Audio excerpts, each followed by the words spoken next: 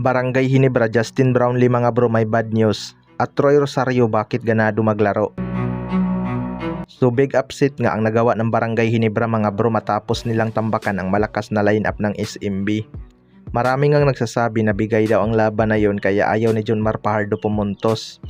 Pero kita naman natin paano siya pinahirapan ni Japit Aguilar sa ilalim. Isa nga sa naging problema ng SMB mga bro ay ang kanilang chemistry. Pabago-bago nga sila ng import at may mga locals din na bago sa kanilang lineup.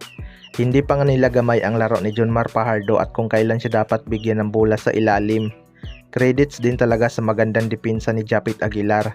Pero grabing third quarter nga ang ginawa ni Troy Rosario mga bro. Takeover mode talaga itong si Troy Rosario loob at labas. Kaya nakapundo ng malaki ang Barangay Ginebra.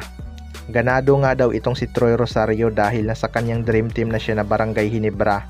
Target din ni Troy Rosario mga bro na matulungan ang Barangay Ginebra magkampiyon ulit dahil 2 taon na nga silang bigo makasungkit ng kampyonato.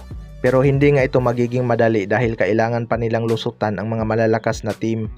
Ang maganda lang, secure na nga sila sa playoffs dahil sa kanilang nakuhang panalo sa SMB.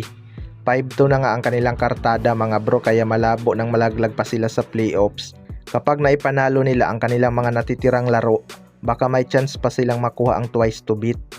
Sa kabilang banda naman mga bro, Justin Brownlee bad news. Marami nga nakapansin mga bro na parang humina si Justin Brownlee laban sa SMB at hindi gaanong umi-score. Kitang-kita din sa kanyang body language na madali lang siyang napapagod. Kaya ilang beses din siyang pinagpahinga ni Coach Tim Cone. Pero ayon sa report mga bro ay hindi nga daw 100% healthy itong si Justin Brownlee dahil galing pa ito sa sakit. Mabuti na lang at timing pa rin naman ang naging contribution ni Justin Brownlee sa Barangay Ginebra.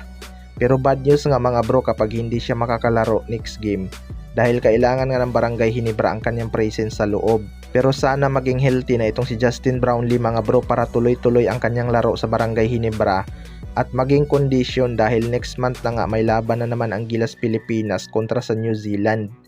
Kailangan nga magpa-condition pa ni Justin Brownlee.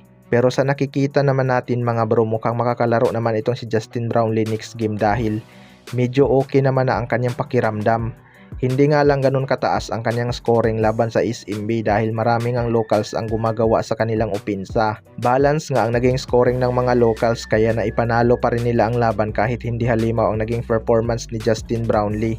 Sana maging consistent na ang kanilang locals para di na rin gaano mapagod ang kanilang import. Kaya abangan na lang natin kung magtuloy-tuloy ang kanilang magandang performance. Kayo mga bro, ano masasabi nyo tungkol dito?